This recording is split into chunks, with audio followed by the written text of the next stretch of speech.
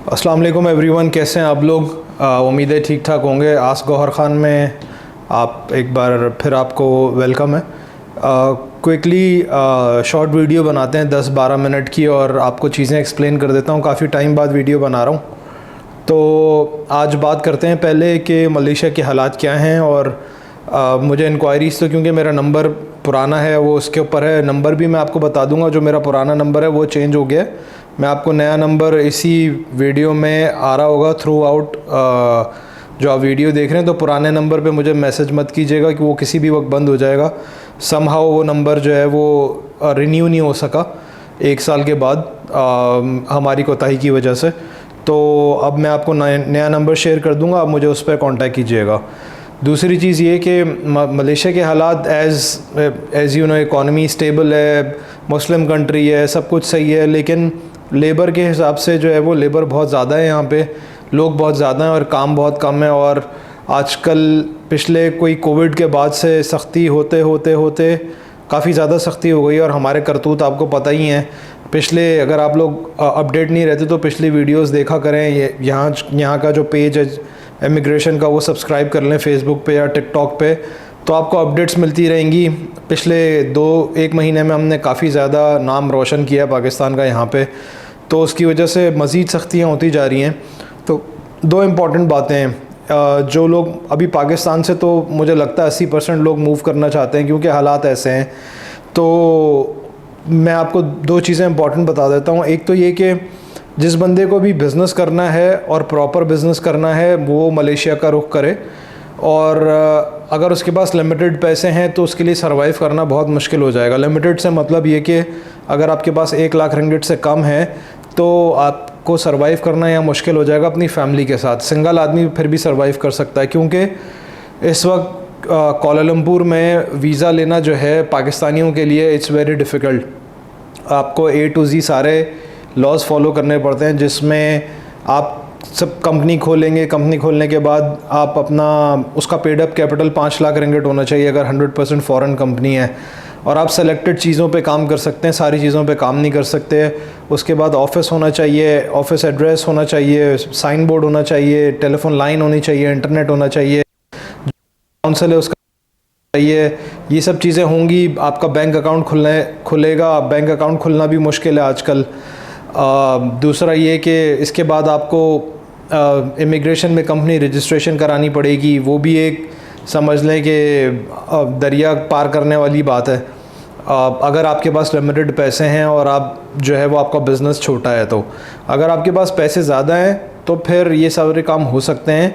वो इस वजह से कि ये लोगों को पता है, इमिग्रेशन वालों को, कि यहाँ पे कौन लोग काम करने आ रहे हैं और कौन लोग सिर्फ ऐसे ही घूमने फिरने आ रहे हैं, छोटा मोटा काम करने आ रहे हैं। और पॉपुलेशन जो है वो फॉरेनर्स की इतनी ज़्यादा हो गई है, सो ये एक थोड़ा सा मसला है। लेकिन अगर आपके पास 3-4 लाख रिंगिट हैं और या आप किसी के साथ मिलके काम कर रहे हैं, इतने पैसे हैं आपके पास, तो यू आर मोस्ट वेलकम, आप काम कर सकते हैं। इसका ऑल्टरनेट ये है कि आप लोग लबवान में कंपनी रजिस्टर कर सकते हैं। लबवान से वीज़ा इतनी मुश्किल नहीं है, वहाँ पे लबवान में वीज़ा भी मिल जाता है। 2 साल का वीज़ा होता है। केल से वीज़ा लेंगे तो 1 साल का होगा।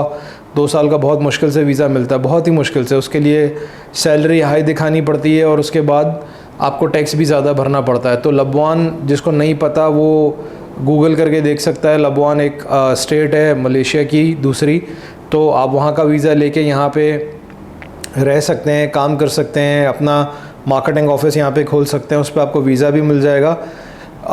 उसमें आपको एज़ कम्पेयर टू जो यहाँ केएल की कंपनी के प्रॉब्लम्स हैं और वीज़े के हैं, वो बहुत ही कम आएंगे, यानी 70% कम होंगे। वहाँ भी सब चीज़ों की रिक्वायरमेंट है। पेड अप कैपिटल के अलावा, पेड अप कैपिटल वहाँ पे नहीं दिखाना पड़ता, लेकिन ऑफिस, रेजिडेंस एड्रेस, आपका बिज़नेस प्लान, आपके डॉक्यूमेंटेशन, ये सारी चीज़ें वहाँ पे करनी पड़ती हैं। लेकिन दैट इज़ डूएबल।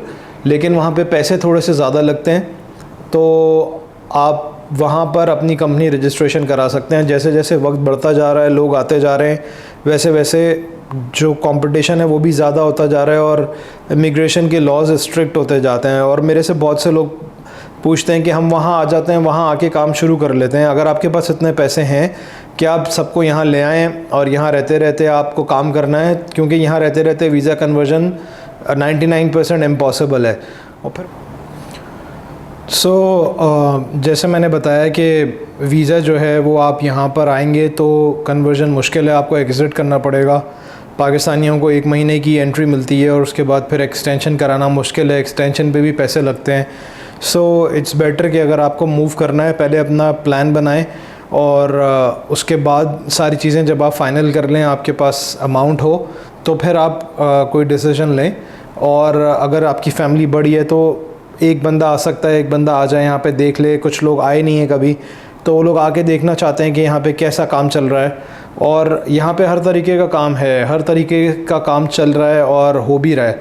लेकिन ओपनली बहुत सारी रिस्ट्रिक्शन हैं जहाँ पे ओपनली फॉरेनर्स काम नहीं कर सकते ड्यू टू उन्होंने अपने राइट्स रखे हुए हैं लोकल्स के लिए कि कुछ स्पेसिफिक ट्रेड्स हैं वो जो लोकल ही कर सकते हैं। तो अगर आप यहाँ पर आते हैं इंपोर्ट एक्सपोर्ट कर सकते हैं। आप यहाँ से कुछ पाम ऑयल एक्सपोर्ट करना है या कुछ और करना है तो वो कर सकते हैं। इंपोर्ट में आप अगर ट्रेड का काम करना है तो इंपोर्ट में आप बहुत सारी चीज़ें इंपोर्ट कर सकते हैं, खाने पीने से लेके और दूसरी चीज़ों तक। दूसरा, लोग मार्ट खोल सकते हैं, रेस्टोरेंट खोल सकते हैं, कार रेंटल कर सकते हैं, बहुत सारी चीज़ें कर सकते हैं। बट डिपेंड करता है आपके पास फाइनेंसेस कितने हैं, क्योंकि बहुत सारे लोग मुझे ये कहते हैं कि 50,000 रिंगिट है मेरे पास, आप उसमें काम हो जाएगा। तो मसला ये है कि सबको मैं ये बोल सकता हूँ कि काम हो जाएगा, लेकिन मसला ये कि यहाँ पर आके आपको रहने, खाने पीने और वीज़े के लिए भी तो पैसे चाहिए। तो वो उन पैसों का क्या होगा? अगर आप 50,000 रिंगिट में काम शुरू कर देंगे तो बाकी का काम कैसे होगा? मतलब आप रहेंगे यहाँ, जब आपके पास लीगल स्टेटस नहीं होगा रहने के लिए तो आप काम कैसे करेंगे? तो ये लोग बात जो है वो अंडरस्टैंड नहीं कर पाते। तो पहले इस चीज़ को अंडरस्टैंड करेंगे, बिज़नेस पे पैसा लगाने से पहले आपको अपने स्टेटस पे पैसा लगाना है कि आप खुद, आपके पास लॉन्ग टर्म वीज़ा होगा, कंपनी होगी, तो ही आप काम कर सकते हैं ना। और या फिर आपका काम ऐसा हो कि आप रिमोटली कर सकते हैं। आप आए, आपने कंपनी बनाई और आपने रजिस्ट्रेशन करा के जो भी करना है वो करके आप चले गए, पर आप रिमोटली काम कर रहे हैं। या आपने यहाँ पे किसी को हायर कर लिया तो आप उससे इन टच हैं और आप आते जाते रहते हैं, साल में 2-4 बार आए, हिसाब किताब लिया, फिर चले गए, तो that is a different story.